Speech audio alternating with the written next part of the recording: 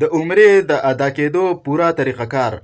په دې ویډیو کې تاسو ته د عمرې د ادا کولو پوره چې څومره هم طریقه کار دي، احرام تړل دي، نیت کول دي، دعاګانې ویل دي، طوافونه کول دي، مکمل طریقه کار تاسو ته په دې ویډیو کې په دې 2-3 منټه کې زده کیږي.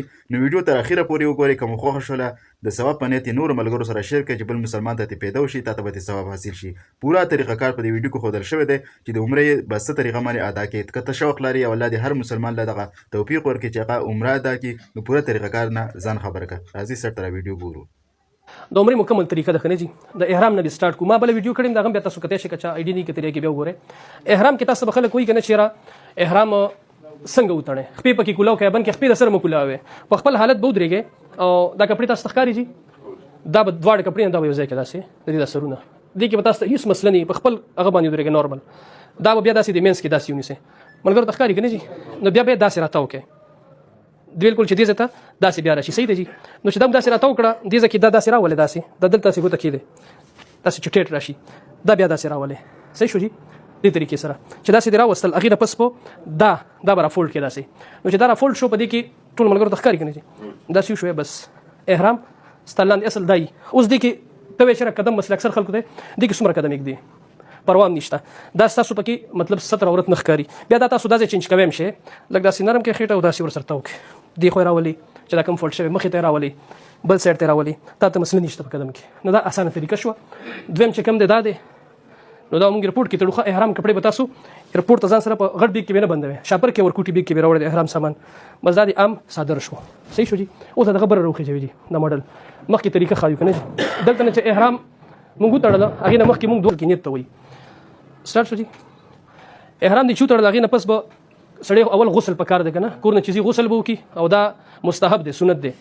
بیا چې کله احرام کپړه دی تړل کا مکروه وخت نو انت به ایرپورټ کې 2 رکعاته نفل وکي هغه نه پس اغه ټینګ تاسو احرام باندې سر پټوي شيخه دا مسله ساتي تاسو لانیت نه کړي محرم نه نو سر پټ کې بیا به چې کوم د ټوپی هغه وخت کې به ټوپی ختم شي چې کله احرام نیت شو 2 رکعات دی وکړو هغه نه پس باندې تو کې یا الله زه نیت کوم پښتو کې اصل کې نیت د زړه ارادي ته وي خو بعض خلک تم غنه کې اطمینان په خله شي وای یا الله نیت کوم د عمرې تیرا ته آسان کې ومانه قبول کې تیرا ته آسان کې ومانه قبول کې ګوره دا د غره د نقطې خبره ده دا په خله ویل نه دي دا به دعا غواړي د زړه نه مونږ کې هیڅ نشته کچره چا په خپل ځواني باندې غرور وکړ کنه قسم دې غړي ذلیل شي بیا ما تجربه کړې ده بوډا نه بوډا دی خو چې الله ته وایي کنه الله ورته بیا آساني نو دا به د زړه نه چې دا دی بیا لبیک اللهم لبیک لبیک لا شریک لك لبیک ان الحمد والنعمه لك والملك لا شریک لك دا دی ویل درېزل نیت دیو شو ته محرم شوی د احرام پابندي چې کوم دی بیا به ذکر کو اوس مختصر پتا باندې تمام تر پابندي ولګی دي او دا کپړه به دا سره تاو کې دا بل صادر شي بیا مونږ لبیک دا زموږ ترانه شو دا حج دا ترانه د تر اخره پورې چې کله بیا مونږ رسیدو الته کې لګ آرام وکړو.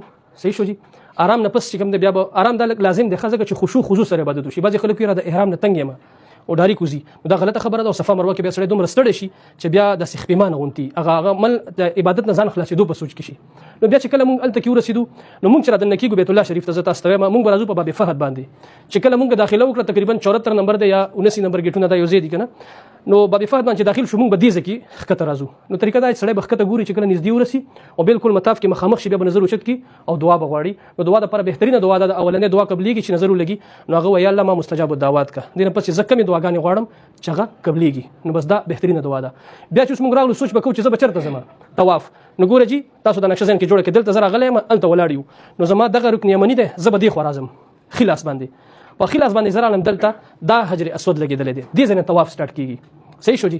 نو یو استقبال د کعبه د اغم سړیو کې بسم الله الله اکبر ولله الحمد بیا چې کله ورسېدي نو دلته به ودرېږي نیت به وکړي چې یا الله زه نیت کوم بدرته نیت زړه را دي ته وي خو په خله کوي زه نیت کوم د عمرې د طواف ماته آسان کی او معنی قبول کی دا دی ویلو نو لاس بونی بسم الله الله اکبر ولله الحمد لاس بخکل کی. صحیح شو.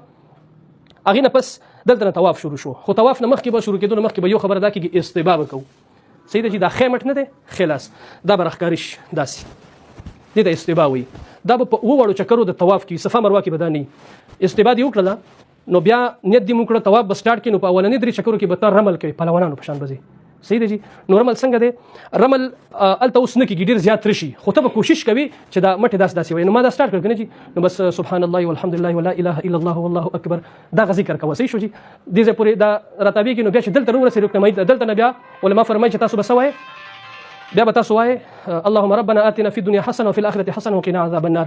خو تاسو ما پر عمل پوه کړئ چې هغه رنګ رمل نه کېږي، خالي دا مټې کوشش به کوو چې موږ دا مټې داسې وهو چې د پهلوانۍ هغه نقل کوو. نو چې یو ځل موږ راتاو شو دلته راورسېدو دا یو چکر شو، ټیک شو. بیا راغلو چې بیا د بسم الله الله اکبر ولله الحمد چې درې چکر د رمل کې پوره کړو، بیا نورمال روان اوسه. صحیح شو جی. دغه رنګ بیت الله او د طواف په وخت کې بیت الله ته سینه او مخ ناړو، موږ خپل لارې ته ګورو، خجی لاندې به ګورو، د نظر به انتهایی حفاظت کوو. الته یو نیکی په 1 لاک یو ګنام په 1 لاک ده. نو په دې وجه باندې داسې نه چې موږ خطا شو. نو چې بیا و چکر دی پوره کړی په دې طریقې سره، نو اتم استلام وکي بسم الله الله اکبر ولله الحمد، طواف دی مکمل شو، استبا ختم. دا به داسې پټ کی هغې نه پس به لاړ شي چېرته ورته ځای میلاو شو حرم کې او مکروه وخت نه نو 2 رکعته واجب مونځ به وکړي، نفل. صحیح دی جي. طواف نه پس بیا به هلته په لاره کې زمزم دی، نو دا سنت عمل دی، سړی لاړ شي او زمزم وسکي، څومره ډېر چې څکلی شي سړی وسکي. او هلته هم دعاګانې قبلېږي، سړی دعا مو غواړي چې زمزم دی وسکله، نو بیا به صفا مروه طرف ته خیږو. نو صفا مروه ته چې کله موږ لاړو، صفا مروه کې د صفا نه شروع شي په مروه باندې ختمېږي. نو دا و چکرې دي، بعضې ټیم خلک 14 چکرې ما کتلي، ما ته خلکو ویلي چې وهلي دي. نو خو دلته چې یو ځل لاړې یو چکر شو، چې بیا رالې بیا بل چکر شو. نو دغه طریقې صفا نه به شروع شي، نو اوم چکر په مروه باندې به ختم شي.